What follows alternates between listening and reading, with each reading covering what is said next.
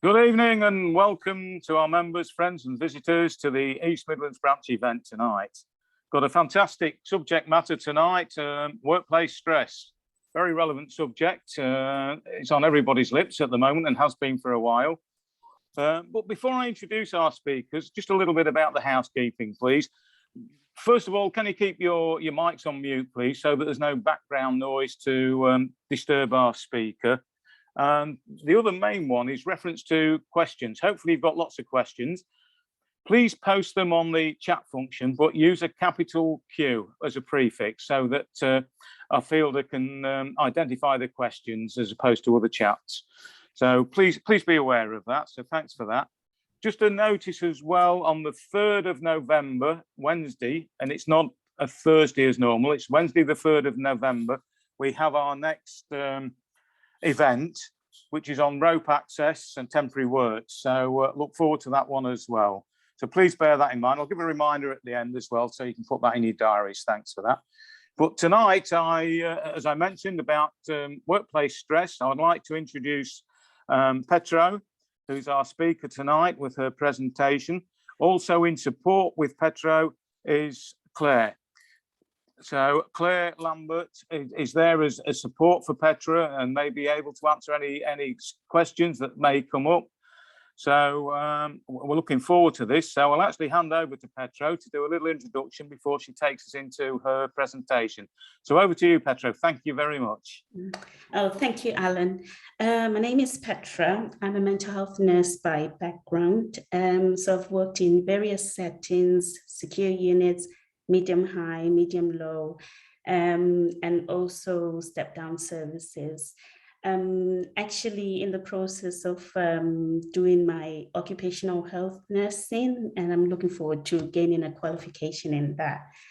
So I'm going to do a presentation on workplace stress, and I want this session to be as interactive as possible. So there will be at certain points where I will be asking people questions, and they're not difficult questions. They're sort of like things that you encounter on a day-to-day basis, if anything. So just a brief outline of the presentation. So the objectives of the presentation are to define what workplace stress is. I'm also going to talk about the short-term and long-term signs and symptoms of stress. I'm also going to talk about the types of stress in general. In addition to that, I'm going to talk about the types of work-related stress. Furthermore, I'm going to talk about the individual response factors to stress, as well as the stressful life events that most of us go through. And going to talk about management of stress within the workplace. And lastly, self-help prevention strategies. Now, after the presentation, you will get the opportunity to ask questions. So what is stress? So according to the Mental Health Foundation 2021, they defined stress as a way the body and the mind respond to pressure or in a given situation. Similarly, in occupational health,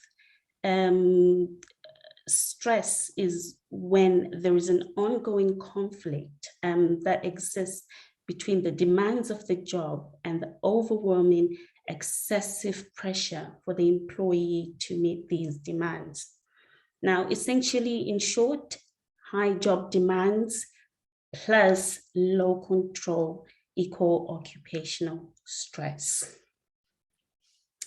So the signs and symptoms of stress. Needless to say, this list is by no means exhaustive, but it contains most of the most common or major short-term signs and symptoms of stress.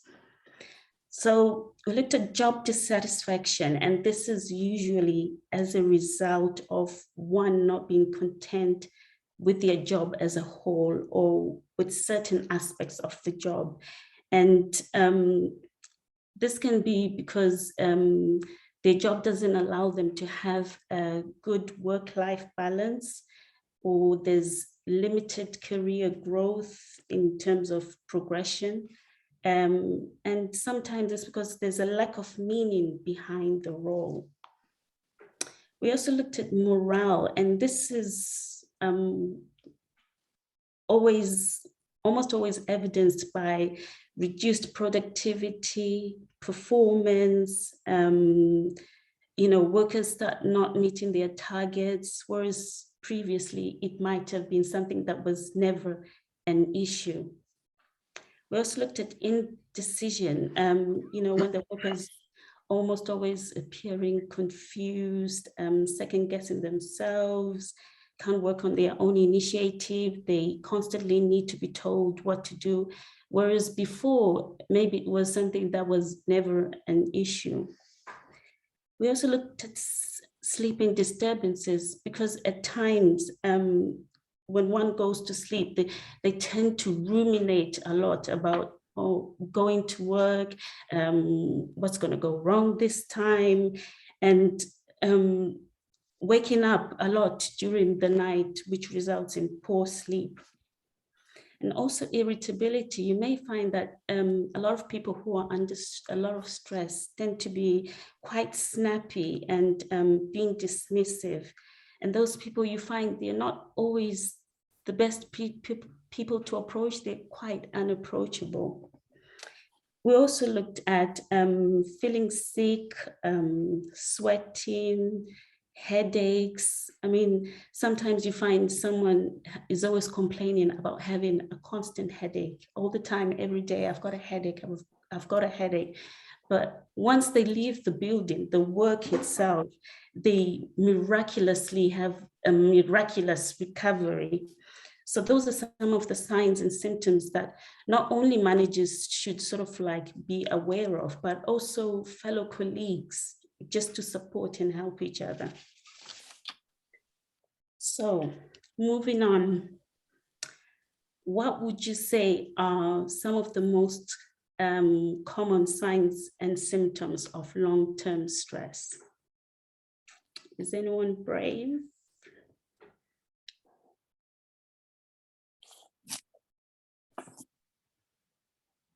You don't have to answer all. You don't have to state all, even just one. We've got irritable, Petra. Definitely irritable. Sickness, absence. Definitely. Reduction but I'm looking at the, say sorry? Reduction in productivity. Definitely, but I'm looking at the more longer term.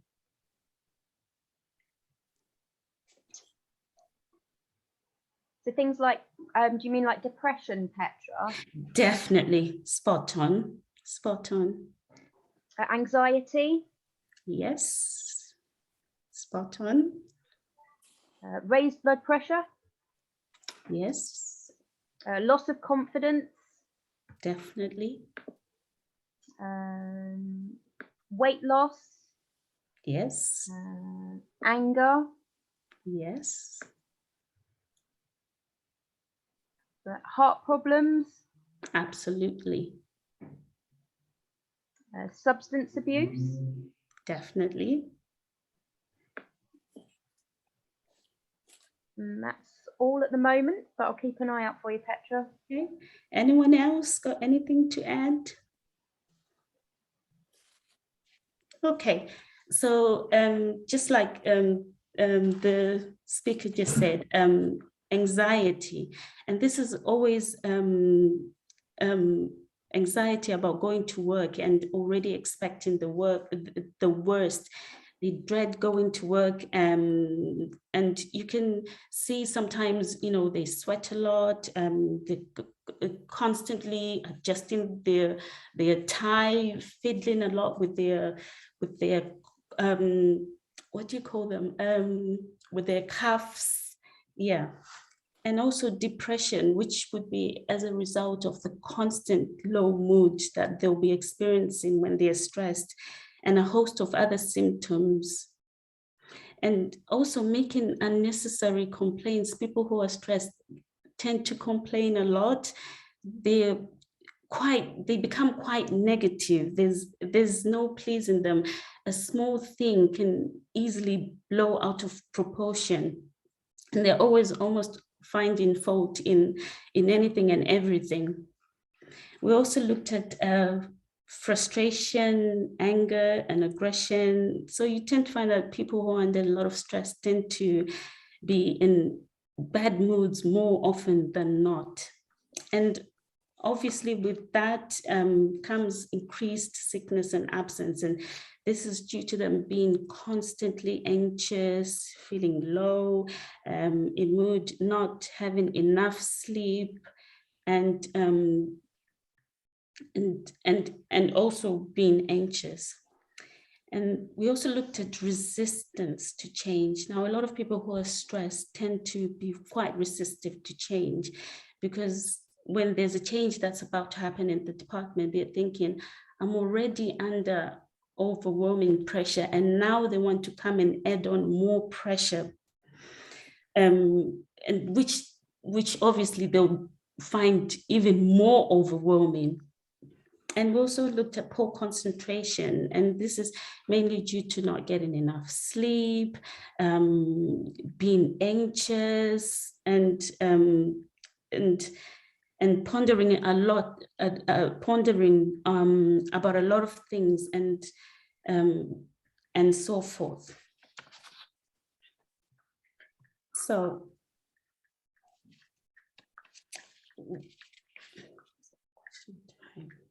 sorry, we looked at, okay, so types of stress. There are two types of stress, so mainly positive and negative stress. So positive stress, this is stress that can help to motivate individuals to get tasks completed. So we're looking at things like deadlines or targets. And the negative stress, this is usually longer term and can cause negative effects and the inability for one to be able to cope. And needless to say, work-related stress is a major cause of sickness and absence in the UK, with an estimate of over 127 million hours lost a year from the workplace. Now, stress is not a psychiatric diagnosis. It's not recognized by the International Classification of Disease 10 or the DSM-4, which is the American Statistical Manual, as a mental health condition. But it is covered under the Equality Act of 2010, where managers need to be found to make reasonable adjustments for their employees who will be suffering from work-related stress. Stress in itself can cause other physical and mental health conditions, and it can also exacerbate other physical and mental health conditions. So physical conditions, we're looking at things like blood pressure, we're looking at things like strokes, and for mental health, we're looking at things like anxiety and things like depression. And needless to say, between 2019 and 2020, there was an estimated 828,000 people who suffered from work-related depression and anxiety. Now, types of work-related stress. So we're talking about workloads. So sometimes when the workload is heavy, when there's just too much work that cannot be completed within the agreed working hours, with time that becomes unsustainable and leads to stress. I mean, there will be certain points in our careers where we will have to work outside the normal agreed working hours, but longer term, it then becomes unsustainable, resulting in an imbalance between work and life. So that ties in with the working hours as well. So with the work environment, we're looking at things like the general atmosphere in the office. If you work in an environment where it's hostile, no one supports anybody, it's just a negative atmosphere, that alone itself can trigger stress. And we looked at things like work context. These are things like promotions.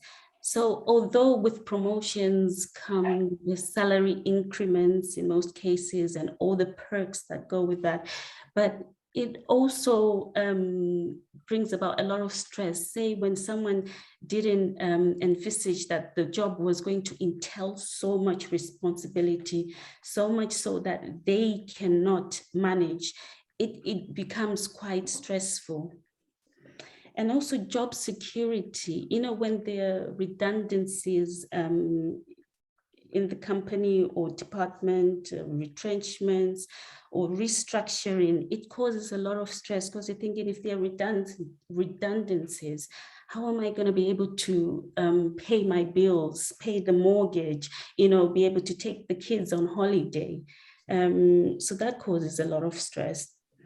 And we looked at career development and, as well, with every job, I mean, some people are content with not progressing career-wise, but a lot of people, the great majority, do want to progress in their careers. So not being given that opportunity to progress and be stagnant can be quite stressful for those individuals who aspire to achieve more. And we looked at relationships with colleagues, so sometimes, when it's an environment where there's constant bickering and nobody supports anybody, it can be very stressful because it's an environment that no one wants to be in. And then we looked at work-life balance. So again, this ties in with the workload, the heavy workloads and the having to work outside the normal agreed hours.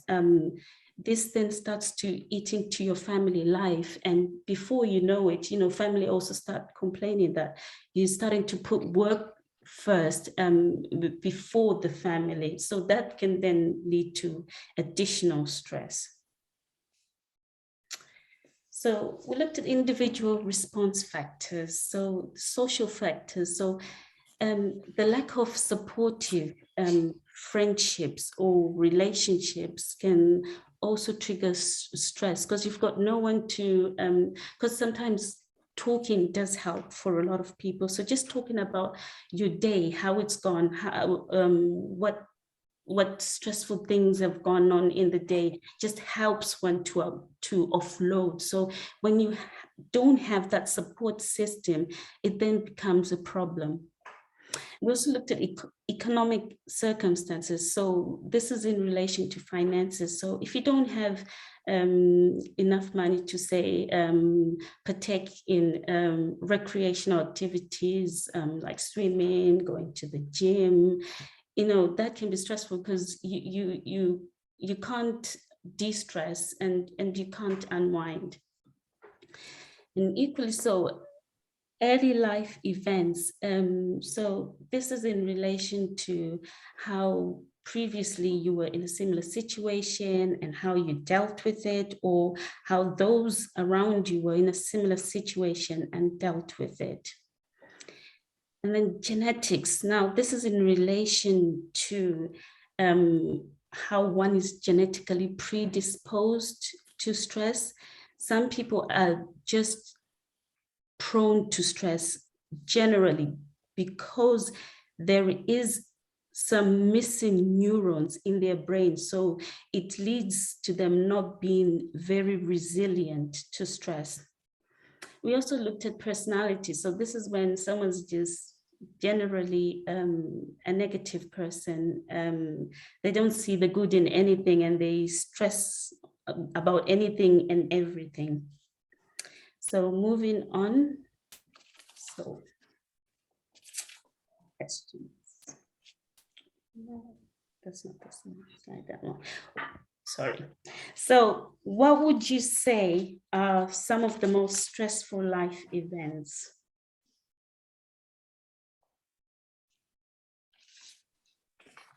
Sorry, Peter, did you say something? Because I can't hear you. Your microphone is switched off. Your microphone is still switched off. I can't. Sorry, Petronella, my apologies. No, it's all right. Yes, I mean, the loss of a family member is one of the biggest stresses for anyone. Definitely, absolutely. We've got divorce, we've got marriage, we've got moving house, we've got children. Absolutely. We've got divorce again. How many divorces? James Hayward says his football club. We've got 2 divorces and 1 marriage. Okay. Children we've got 1 of, and chronic illness. Definitely. Does anyone else want to add to that? That's everything in the chat so far, Petra. Okay, no, that's fine. That is perfect. That was spot on, actually.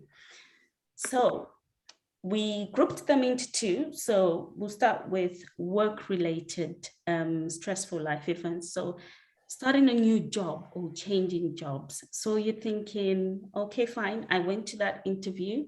The manager seemed very supportive, but is that who they really are? Are they actually really supportive, or, you know, they were just wanting to lure me into the job?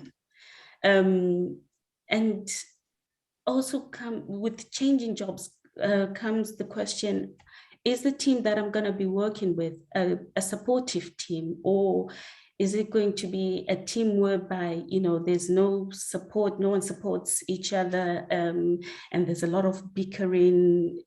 So all that comes into play. And then we've got long-term unemployment. You know, when people haven't worked for a long time, going back to work can prove to be quite stressful. And it's, according to research, it actually triggers anxiety in a lot of individuals, and they end up not going to work at all. And also things like changes in roles in the organization and workload. We're looking at, so with changes in roles, no one likes change. Well, a lot of people don't like change, actually. So change in itself is quite stressful, because you're thinking, the team I'm going to be working with, is it a team that is supportive of each other? The workload, is it going to be a sustainable workload, or is it going to be a workload where I'm not going to have that work-life balance? And retirement, I mean, with retirement, some people look forward to retiring, traveling the world and doing all the things that they were never able to do whilst they were still working. But also with retirement comes loss of sense of purpose. Some people don't actually have a good support network, and they sort of like view their work colleagues as their family, if that makes sense. So, and sometimes with retirement, you know, when you've not put enough in the pension pot, it can be quite stressful as well, because you're thinking about the finances. How am I going to be able to carry on paying my bills? And sorry, and then for the personal stressful life events, we looked at getting married, you know, the actual planning of the wedding itself. And there's also the element of cold feet as well. Have I made the right choice? And we looked at separation and divorce as well. And that goes without saying, you know, when you've lived with someone for so many years and you've been part of a unit, then all of a sudden that unit has disintegrated, it can be a very big source of stress. Moving house, you know, the actual picking of the house and the packing of clothes and the unpacking can be quite stressful as well. And you're thinking, the neighborhood I'm going to, is it really a nice neighborhood? So that all plays in. And financial difficulties, that goes without saying, because you're worrying about not being able to pay the bills, you're worried about bailiffs knocking on the door, having things repossessed, and so on.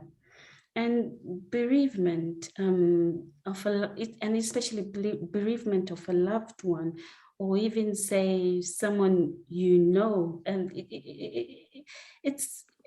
it can be a very stressful time. And, you know, a lot of people go through a roller coaster of emotions. And then we looked at chronic illness, you know, you're thinking, oh, what if things take the worst turn?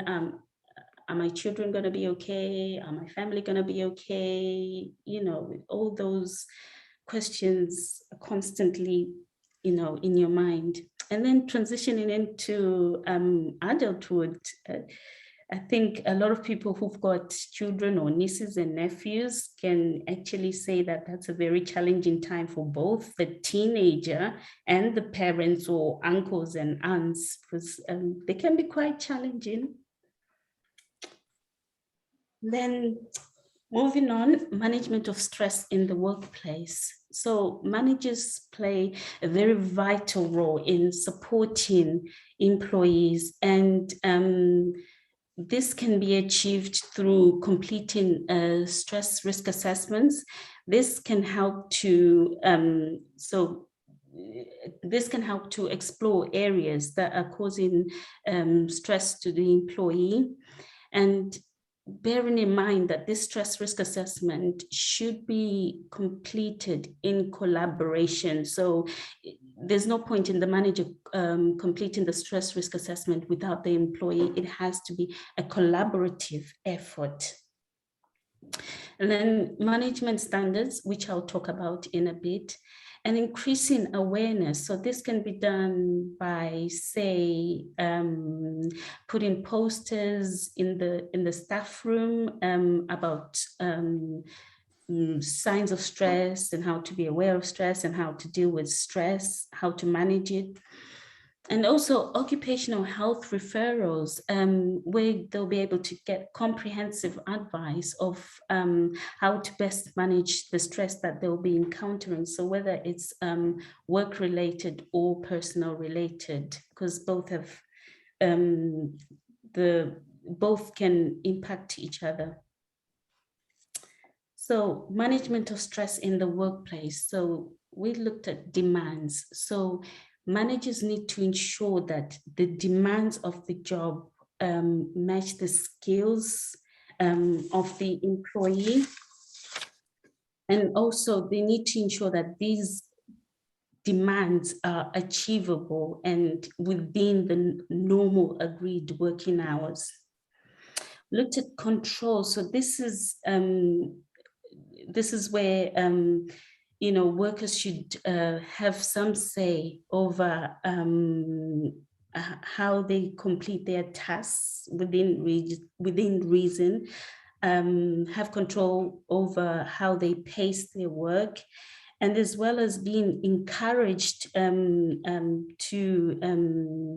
gain new skills and work on their own initiative. And also when, you know, there's a change in patterns, being made aware of those changes so that they can make adjustments, maybe at home, childcare. And we looked at support. So this is making sure that there are adequate policies and procedures for the employees to be able to do their jobs, and making sure that managers there's systems in place for managers to be able to support their employees. So this is by them maybe undertaking e-learning on stress so that they can better sort of like be aware of the signs and how best to manage them. And we looked at things like relationships. So managers need to be found to be encouraging positive working relations in the workplace, discouraging things such as bullying, and encouraging workers to report any sort of unacceptable behaviors, and encourage fairness within the workplace. So we also looked at things like change. So managers need to liaise with their employees on potential changes that are going to take place, and also do have consultations with them so that they can air their concerns, and also highlighting when the change is likely to happen and how long it will take for the change to take place. We also looked at the role. So this is when the manager needs to make sure that the role requirements are compatible with the skills of the employee, and ensuring that the employee understands their job role and their job description. I think that is that. So moving on, so there's self-help prevention strategies which people can always engage in. So we looked at things like responsibility. So this is making sure that you put yourself first, encouraging self-care, because you can only do your best when you're at your best. This is ensuring that you take time out, and this leads on to relaxation. Take time out, unwind, proper relax, and that will enable you to regroup and start again the following day. And making sure that, sometimes when you've had not a very positive day, you reflect, well, maybe if I had done this differently, I would have had a better outcome. So reflecting is very important, because something that might have seemed negative when it happened then, after reflecting might not seem so negative. And also relationships, making sure you've got supportive relationships. So we're looking at things like friends and supportive family around you, a good support network where when you've had a tough day, you can unload without feeling guilty. And refueling, we looked at things like eating a proper, balanced, nutritious diet, and also recreation. We looked at things like going for things like swimming, and just things to help you relax and just have fun. Moving on, there are places where you can get help. So workplace policies should really be your first port of call, which should be accessible through the work intranet, or the HR department might have paper copies of. There's also NHS Choices, which is online. There's also Sane Line, and Campaign Against Living Miserably. This one is mainly targeted towards males who are quite distressed. There's also the Helplines Partnership, Mind, and what I like about Mind, if you don't want to talk on the phone, you can just email them. So your trade unions, we're looking at RCNs, your unisons, if you're a nurse, and they do give a lot of advice on, work situations. And we've got the local trade union, credit unions for finance, for financial problems, and your housing authorities for any housing issues. and a much loved citizens advice bureau, because it offers a range of advice as well on anything and everything, including work-related issues. That concludes my presentation.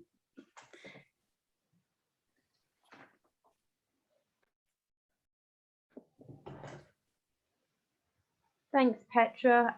We do have a few questions that have come through. If you don't mind answering those for us. So the first one that we had was, what is the difference between stress, and pressure? So for me, I would say pressure, like I said, there are two types of pressures. So I'm thinking they're talking about the negative pressure, which is long-term. There's no difference between the two, in my opinion. Stress and long-term pressure, there's no difference. So hi there. Can I chip in with that, Petra? Is that okay? Yeah, that's okay. Yeah. Hi everybody. Okay. My name's Claire. I work in occupational health with Petra.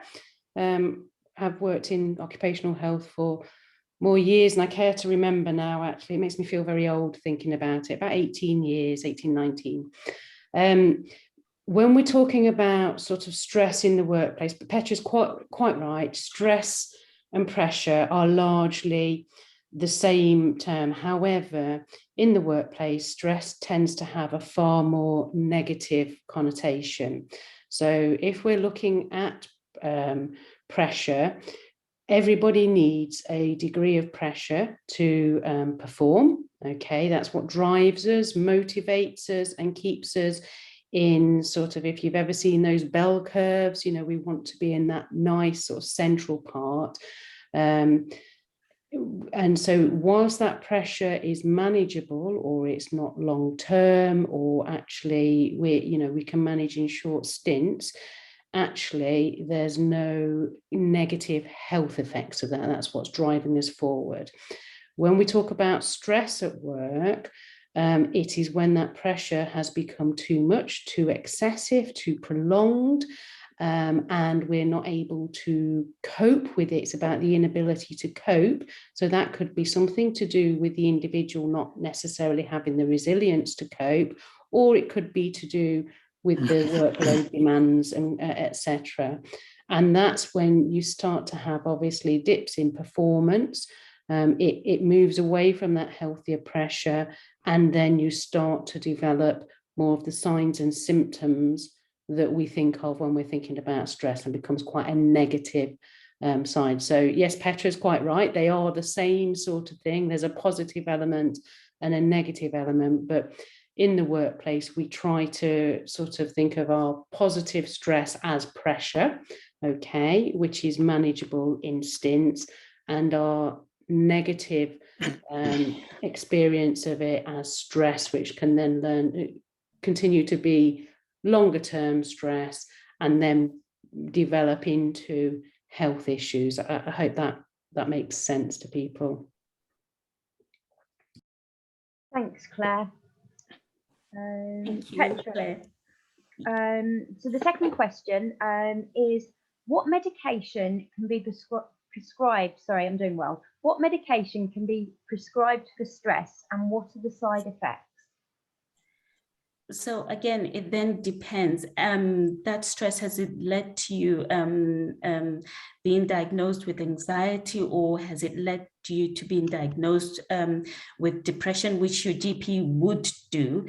And your GP will be in the best place to know what to prescribe for you, if that makes sense. So if it's anxiety, they will prescribe an anxiolytic, and then if it's depression, obviously they'll prescribe an antidepressant. So they'll tend to use like prescribe first line medication before moving on down the line. So for depression, they tend to prefer prescribing things like sertraline, because quite a lot of people don't really get a lot of side effects with it, if that makes sense.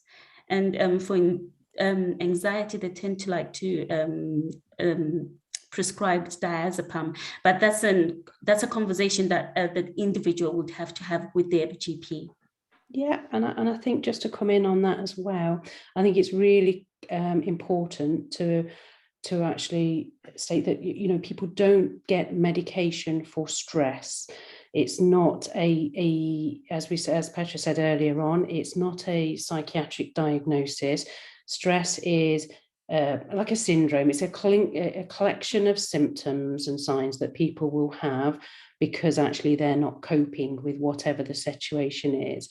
When we're looking at medications, we're looking at the medications that they're prescribed by their GP are to deal with the symptoms of those diagnosed conditions. So obviously, if the stress has got to the point where, as Petra is discussing with regards to anxiety and depression, they'll be looking at giving the medications to treat those conditions.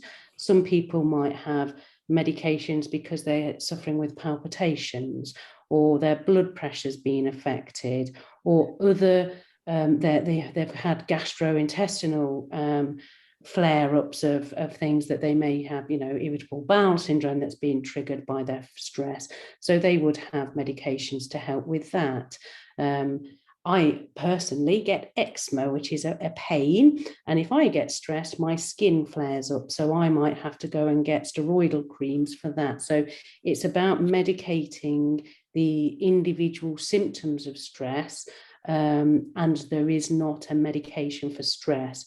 I think the question also mentioned something about the side effects, and we tend to think more about the side effects of perhaps the psychoactive medications for things like depression, anxiety, and certainly in occupational health when I'm supporting people, and there may be a reluctance for them to follow GP advice because going on to those types of medication can lead to side effects, which can put people off engaging with that course of treatment because actually sometimes they feel worse when they're taking them. So for example, some of the sort of anti-anxiety medications, you know, can actually make sleep more difficult. They can have a metallic taste and things. So hopefully people will go on and tolerate those within time, but they take a number of weeks to build up. And I think that can be a reluctance for people to want to go and seek help sometimes if they've experienced those types of things in the past. Thanks, Claire. Next question is around breathing techniques. Petra, please.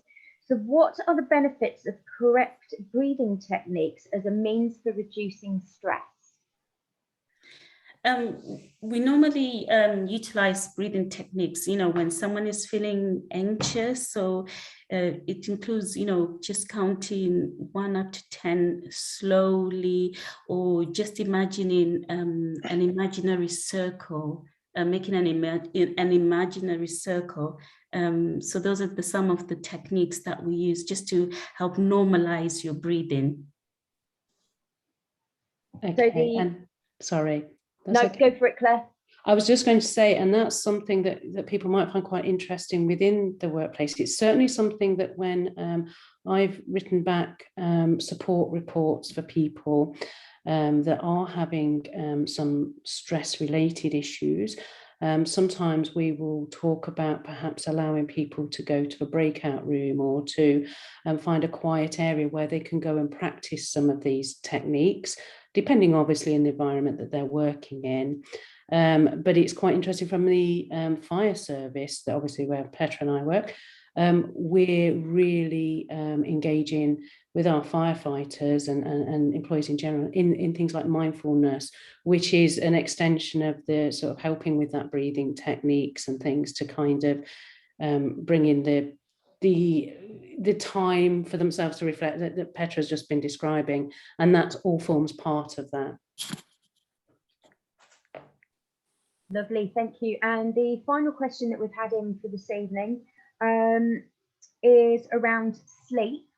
So Patrick O'Connor says that he finds he gets a better quality of sleep when the room is well ventilated, keeping the window open. Is there any evidence to back this theory up? There is research to suggest that good sleep hygiene obviously promotes good sleep. So it's not just ventilation, or it's making sure that, things like curtains, you've got, what do you call them? Blackout curtains to block the light, because some people, any light would just wake them up, and once they're awake, that's it. And it also includes, some people find playing, like, would you call it meditation music? I don't know, when you have the waterfalls. Yeah. Yeah, a lot of people find that very beneficial, and making sure you avoid things like caffeine, like after 4 in the afternoon, also help with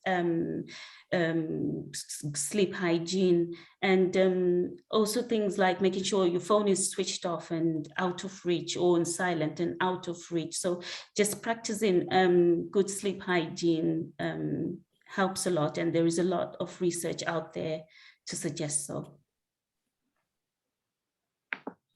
Lovely, thanks, Petra. Just having a quick look. I think that is the last question that has come through. So that's all the questions. Thank you, and I'll hand back to Alan. Thank you very much, Michelle, for fielding the questions. Sorry, Alan, we've just had a last one. Okay. If I can. Yeah, sure. It says, my close friend has recently been suffering with depression and is now having counselling. I've been really supportive, but just wondered if you have any more advice on being supportive. So Petra, Claire. Some people find group therapy beneficial, so maybe even tagging along to some of those group sessions. That'll be very nice of you as a friend, to support a friend. I don't know if Claire wanted to add anything else. And I think that's good. I think one of the things that that we've certainly been focusing on, particularly during COVID, when people have been in a very different situation and their support networks have not been so available, actually just talking, just being there, and just allowing people to either talk or not talk, or whatever that may be. A lot of, particularly managers, when I speak to them, they're, how can I support my staff more? Actually listening to the concerns that they have, checking in with them, allowing them time to express themselves, and also pointing them in the right direction is largely all sort of friends, family and support and managers need to do. The friend is now having the counselling, which is the clinical side of things, and that's hopefully going to be having a really beneficial input. But I would say that being there along the way and being supportive has probably been all that individual can do. And also, just to add to that, encouraging, eating an alkaline diet, so more fruit and veg, because there is research out there to suggest that an alkaline diet helps with depression. So encouraging that as well. So sometimes, people tend to eat when they've got someone to eat with, or someone to encourage them to eat. So that could possibly help as well. Thanks, Petra. Thanks, Claire. That's quite interesting about the alkaline diet there. So I've just made a note of that one. But Alan, back to you. Thank you very much, and thank you for that last question. It's all been very interesting. So thanks for fielding the questions, Michelle, and Petronella and Claire. Thank you very much. I thought personally, in looking at the comments in the chat function, how people enjoyed the presentation and the quality of the presentation, which covered quite a lot of areas and a lot there for us to take back to our workplace and explore. And as I said before, it's a very topical subject, and there's stuff there that can help us all to help one another within the workplace. So thank you very much for that. What I would like, just as a quick reminder before our members sign off, just remember the 3rd of November for rope access and temporary works, please. That's on the 3rd, of Wednesday, and it will be at 7 o'clock. So thank you very much. So that's it. I'll say good night to everybody, and thank you for that. But if we can just have a 10-minute debrief, and if Petronella and Claire would like to stay behind, Okay. that's great also. Thank you. Thank you everyone for attending.